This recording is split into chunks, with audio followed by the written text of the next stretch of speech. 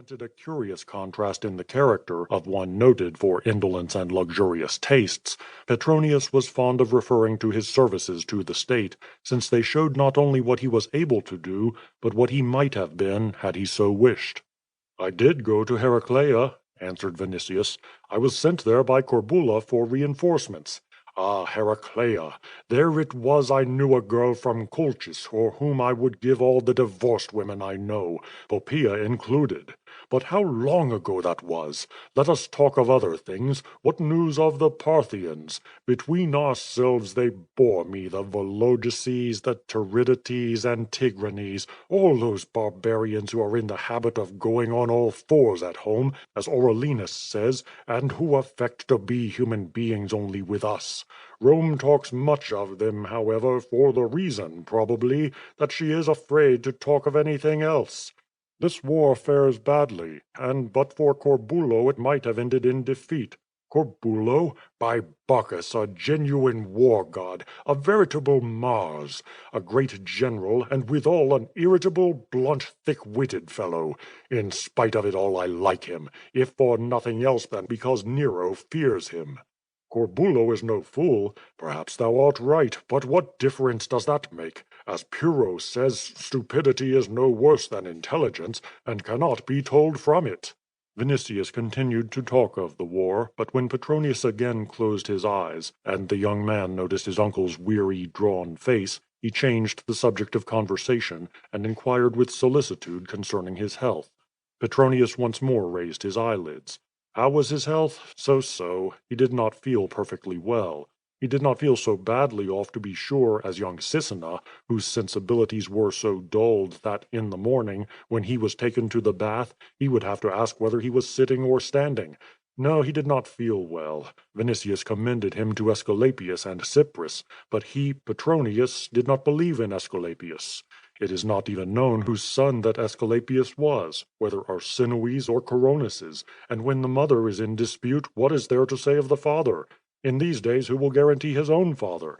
Petronius burst out laughing, and added, 2 years ago I sent 3 dozen fat live cocks and a golden cup to Epidaurus. Canst thou imagine why? Said I to myself, whether it do good or no good, it can do no harm.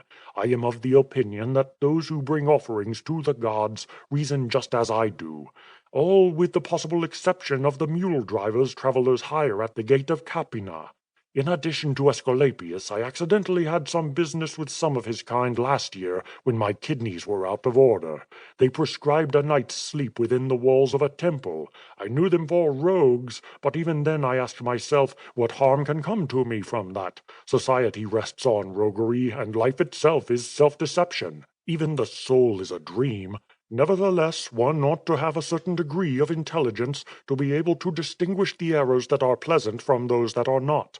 I direct that my sweat room shall be heated with cedar wood sprinkled with ambergris, because while I am alive I prefer perfumes to stenches. As for Cypris, to whose good graces thou hast also commended me, I know enough about her protection to have introduced shooting pains in my right foot. But for all that she is a good goddess. I foresee the time, sooner or later, when thou also will be bringing white doves to her altar."